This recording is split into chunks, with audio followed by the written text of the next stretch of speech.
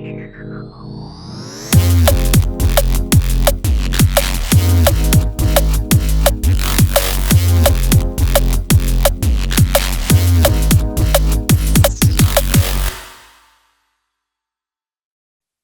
there guys, welcome back to ARTFX Studios, and this video is going to be something about music theory.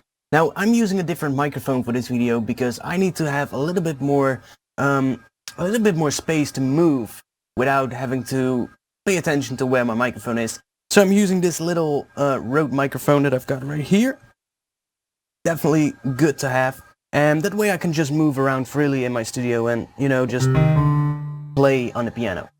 So I'm going to show you a little bit about scales and what they do and what they are, and to be able to show you that is I've got this. So that's my C. So I'm going to bring this up a little bit for you so you can all see this really clearly. A C major scale you would play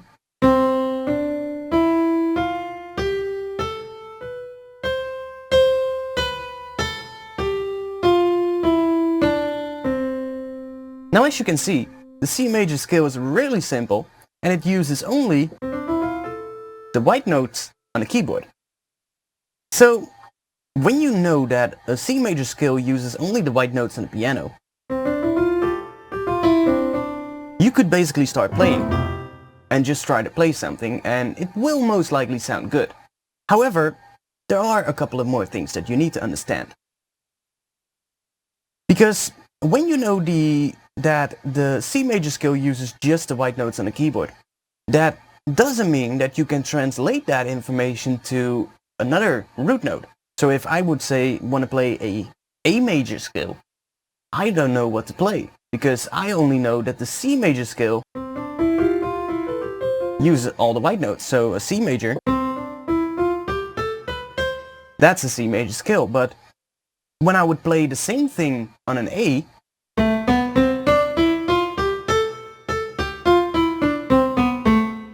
that is actually not a major scale. That is a minor scale. So how can we translate the information of a C major scale and translate that to a different root note? Well, to do that, you need to learn yourself the interval structure of a scale. So the interval structure of the C major scale is really simple to find out. We start on the C, which is that one, and we move up to the next note of the scale, which is a D. That one. Now, the difference between the C and a D is 2 semitones. As you can hear. That's 2 semitones. However, we don't play that one, so we get 2 semitones up. We call that a whole step because we're skipping semitone. So we're doing one whole step. Then we move up to the E note, which is another whole step. And now everything becomes fun. We're now moving up to the F note, and from the E to an F note is a half step, because there's not a semitone in between. So we get whole step, half step. The next note of the scale is a G. Now there's again a half step in between, so we get another whole step this time. Then up to the next A note, we get another whole step. Then we get another whole step up to the B, and then finally we get another half step up to the C. So the interval structure of a major scale, and we're taking a C major to begin with, is C, and then we get whole step, half step, whole step, half step. So that's pretty simple. And in the screen right now you can see I have actually written this down as W, W, H, W, W, W, H. Just try to learn that every major scale will use that same interval structure. So that means that if you learn from your head whole step, half step, whole step, half step, then you can translate that to every major scale out there. And I'm going to show you that because I just showed you the C major scale.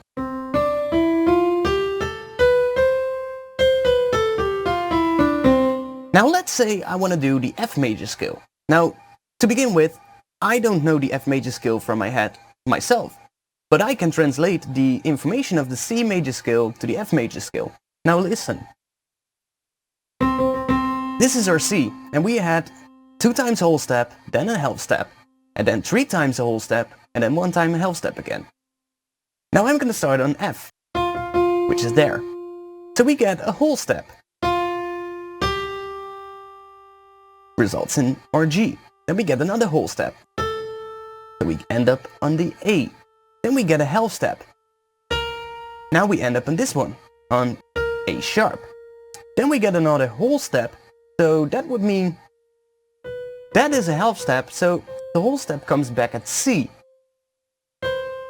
And then we get another whole step, which is that one. Then we get another whole step, which is that one. And then finally the last half step, and we get that one. So the F major scale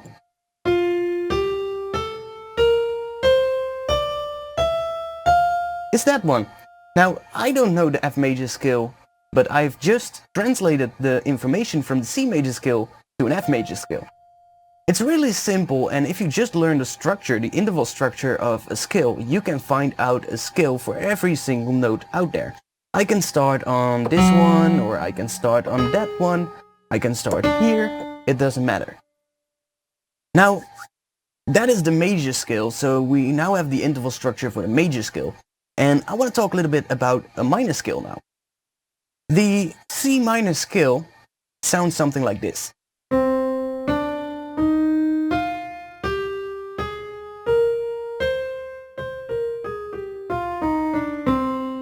So that's a C minor scale. Now what is the interval structure of a C minor scale? We have C going up 1 whole step, makes D. Then we go up a half step, which makes a D sharp. Then we go up another whole step. Oh, sorry. So we get C. Then we go up a whole step to make D. Then we go up a half step to create D sharp, which is that one. And then we get another whole step. So that's that one. Then we get another whole step, which is that one. Then we get another half step, another whole step, and another whole step. So, let's see. We have whole step, half step, whole step, whole step, half step, whole step, whole step.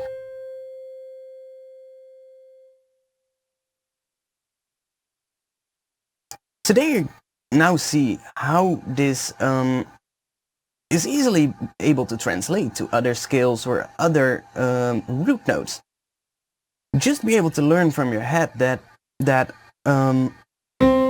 whole step, half step, whole step, whole step, half step, whole step, whole step.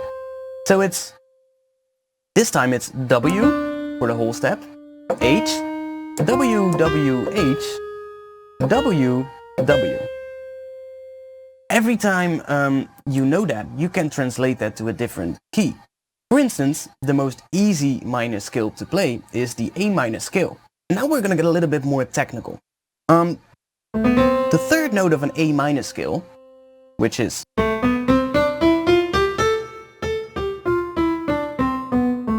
we can see that the A minor scale has that same interval structure. We get a whole step, half step, whole step, whole step, half step, whole step, whole step. As you can see. So that structure is the same as I just talked about with the C minor scale. That interval structure is exactly the same. We've just transposed it down a couple of keys on the keyboard. Now, we're gonna get a little bit more technical, and if I play the A minor scale, I can see that the third note of the A minor scale is a C. And I can also see that the A minor scale uses the exact same notes as the C major scale. So, if the third note of our A minor scale is a C, and the notes of a C major scale are exactly the same as the A minor, then I can safely say that whatever minor scale you have, if you want to find out the equivalent major scale of that minor scale, you just play that same scale, but from the third note up to the next third note of the scale. So, A minor, A minor, play that from the third note up to the next third note, and we have the relative major scale. So that's really easy. If you know either the interval structure of a major scale or the interval structure of a minor scale, you can find out all major and minor scales by just remembering that interval structure. For instance, let's say you just want to learn the major scale, and you've learned that interval structure of the major scale. Whole step, half step, whole step, half step. You've learned that. So let's say we know that the C major scale. We know the C major scale. And we have that interval structure. We know that we can safely play all the white notes on our keyboard. And it will fall exactly within the C major scale. Now, to find out the relative minor of a C major scale, or from any major scale, you would just go and say like, okay, let's transpose this down. And I'm gonna go from the C, we're gonna go down 2 notes of the scale, because we're gonna go down to an B, which is that one, and then we go down to an A. So, if you want to find out a minor scale, the equivalent minor scale of a major scale, you just take that major scale and you go down 2 notes within the scale. So we end up on A, and that is the start, the root note of our minor scale that is equivalent to the major scale we just played. So by knowing a major scale, you can find out a minor scale, and by knowing a minor scale, you can find out a major scale in the same way, because you would just play that minor scale, but from the third note of the scale up to the next third note. Therefore, you only have to remember one particular interval structure, and you can actually find out all the scales that are around that are either major or minor. And you don't have to memorize a whole bunch of stuff, and you don't have to memorize each individual scale for every single root note. You can just find it out. Now, it's always wise that if you have found a particular scale, to write down the notes and to just learn that out of your head, because just knowing scales is definitely great, because you can start playing with them, and when you start playing with a scale, everything sounds in key. So playing with a C major or with A minor is really simple. So let's start with an A minor.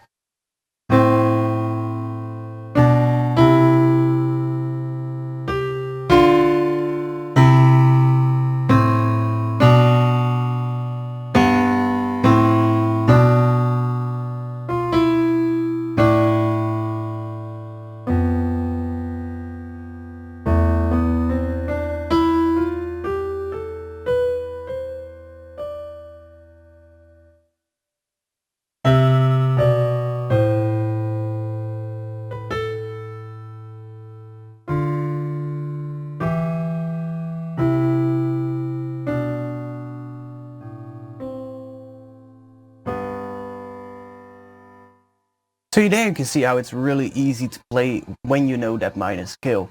Now, what I just played sounded pretty sad in terms of how it sounded. And that was because I was starting on that A, and I was playing the A minor to begin with. If I would start on a C, this sounds much more happy.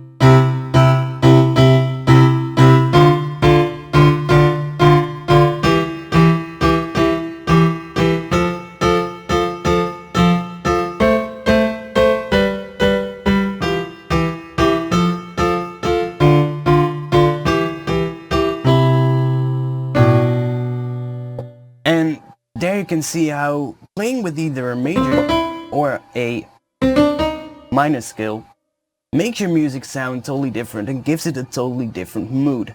Now, there are a whole bunch of other skills that you can learn from your head, and it's definitely advised to dive a little bit into it. Now, I don't advise you to learn every single skill and start learning all kinds of ethnic scales like the Byzantine scale, or scales that are like the Phrygian scale. those are much more advanced scales and definitely don't require you to look into it at this point in time. If you haven't got any background in music theory, then I would just advise you to either start with a major scale or start with a minor scale and just try to learn those from your head. Now, I just also showed you that both the C major and the A minor have exactly the same notes. Now, you might think, okay, so there's always an equivalent minor scale to every major scale. But there's more. Now, if we would play a major scale from the second note of the scale up to the next second note, so we get, for instance, starting on the D, we have a C major scale. And now we're going to play that C major scale, but from the second note of the scale up to the next second note. So we get, starting on the D,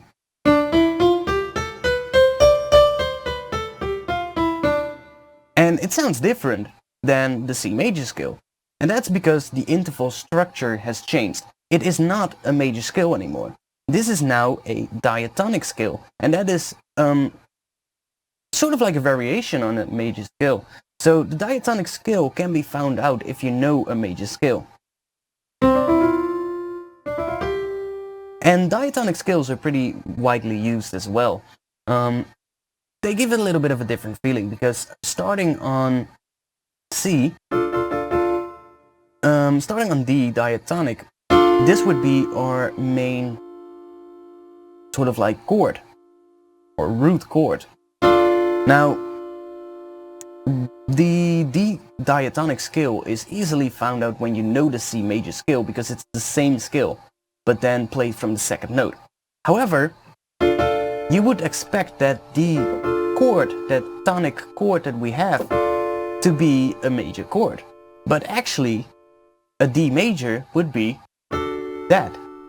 And this note is not in our D diatonic scale, so we move it down one semitone and we create a minor chord. So we can see that a diatonic scale is actually more based on a minor scale than a major scale. And if we would play a C diatonic, and if we would take that D diatonic chord, so D minor, which is the main chord of our D diatonic scale. Now if I want to play a C diatonic, we are not going to get this, because that's a major chord. We're going to get that.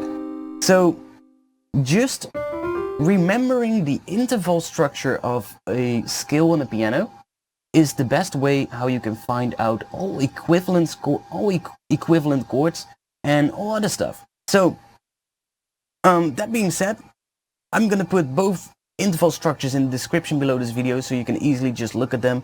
And other than that, you now know that every major chord, major scale has an equivalent minor scale, and I'm gonna do a little bit of a recap. So we have our major scale, whole step, half step, whole step, whole step, whole step, half step.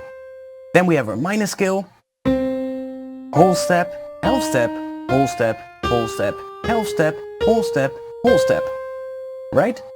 And then we've got the diatonic, which is whole step, half step, whole step, whole step, whole step, half step, whole step. That's our diatonic.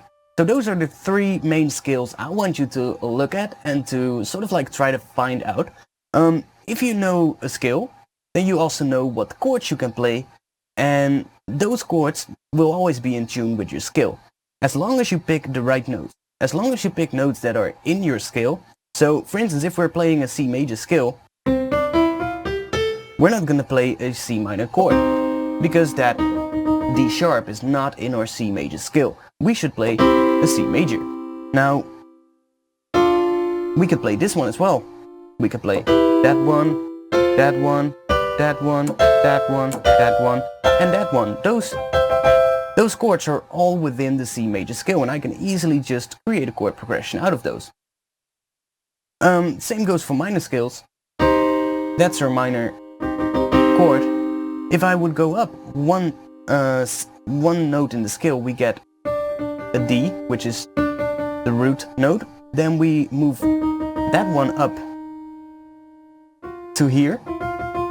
And this one is gonna be moved up to here. That's actually a D diminished chord, because we would actually end up on this one. So, but that note is not in our C minor scale. This note is in our C minor scale, so we could do that, and we could do that, because this one is also in the C minor scale. So those are just things to think about. Knowing a scale is definitely great, because you can then memorize what notes are in there, and you can easily find out chord progressions, and you can easily find out what notes in the melody are going to work and what not. For instance, C, playing a low C, and I'm gonna move this down a little bit, you can see, playing a low C and playing the third note of our C major scale, which is the E. Now, if I space those apart one octave, we're gonna get a really rich kind of sound. If I play it like that, it's much less rich. So spreading out your chords is also a great way to get more of a rich kind of tone, more of a rich kind of character. I can add the 7th in there as well to get that, or the 5th is that's actually the 5th. So our C major chord, really simple: C, a major 3rd, and then our 5th to create that. We can add a 7th on there.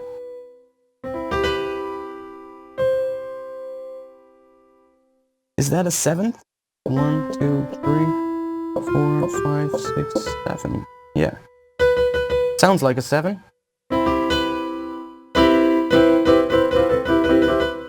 So that's a C major chord with an added 7 on top of it, and it sounds really good. I can also add that C again.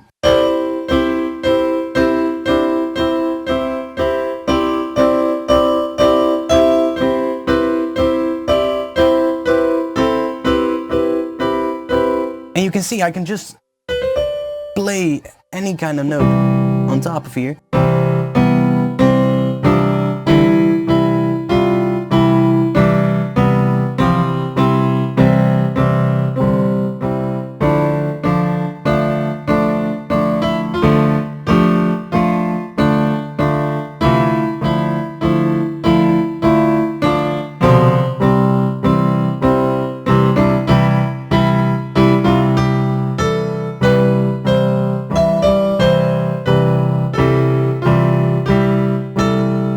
It doesn't matter what note I play on top of that major scale, as long as I play a note that's in my scale. It will always sound in key. Now that's for everything that I wanted to talk about today. This might not be the best music theory tutorial. It's more like how I see music theory and how I approach music theory. And I think that if you learn particular skills, you're gonna get a better producer. So I have learned a whole bunch of other skills. Now one skill that I like a lot is the blues scale. And you would get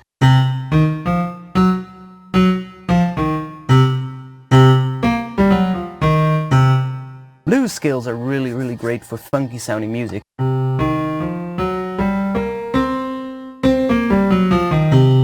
For instance,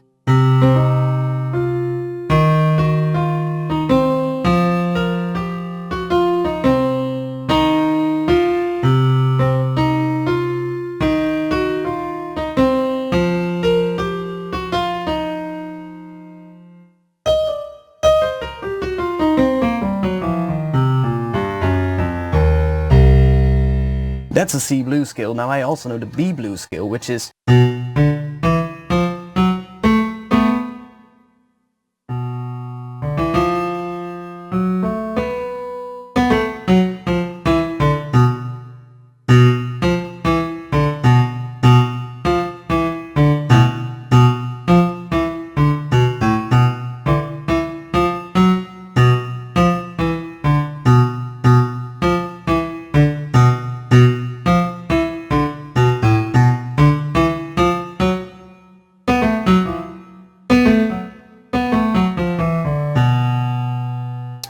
learning skills is definitely a great way.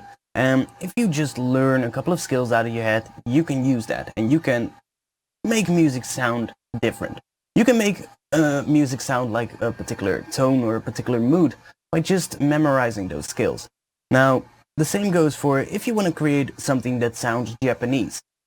You're not going to use a major scale or a minor scale because those don't really have a Japanese kind of vibe to them. There is, for instance, a scale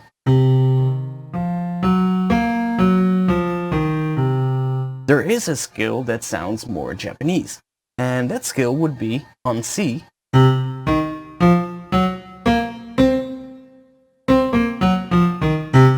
It's a really simple scale. Now, if I move it up to this, listen.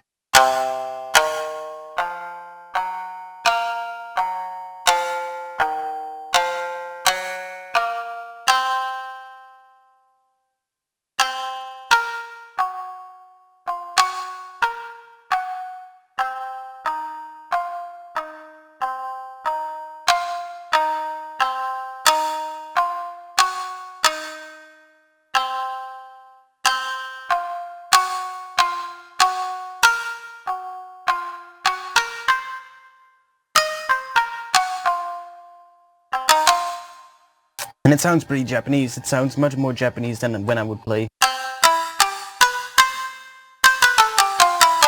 That doesn't really sound Japanese, but when I play,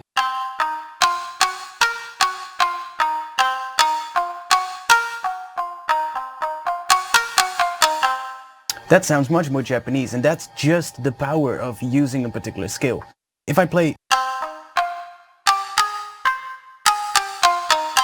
in a minor scale, it sounds a little bit more Japanese, but not like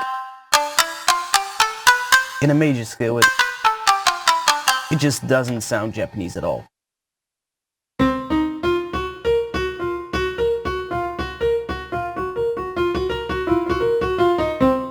You can hear that even a piano sounds much more Japanese when we play it in this particular scale.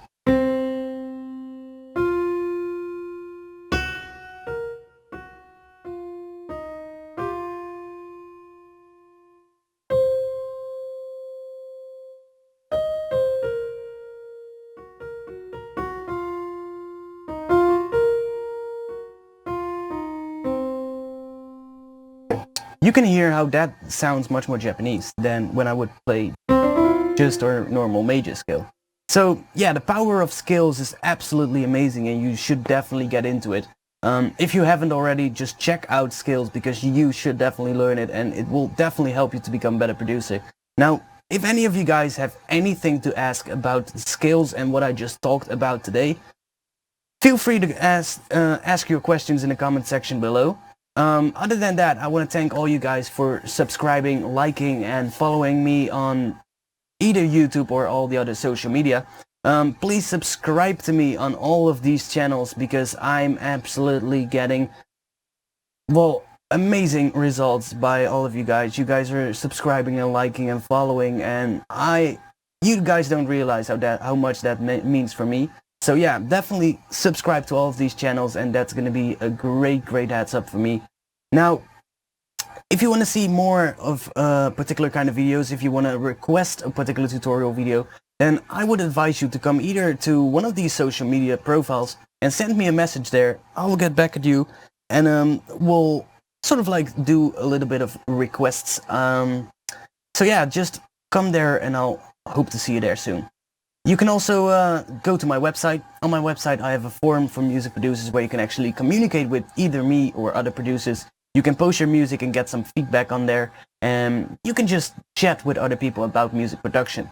I've spent a lot of time on forums in the past when I was starting out as a producer, and I found that just being able to connect with other producers and to share techniques and tips and to share feedback really helped me become a better producer when I was just starting out.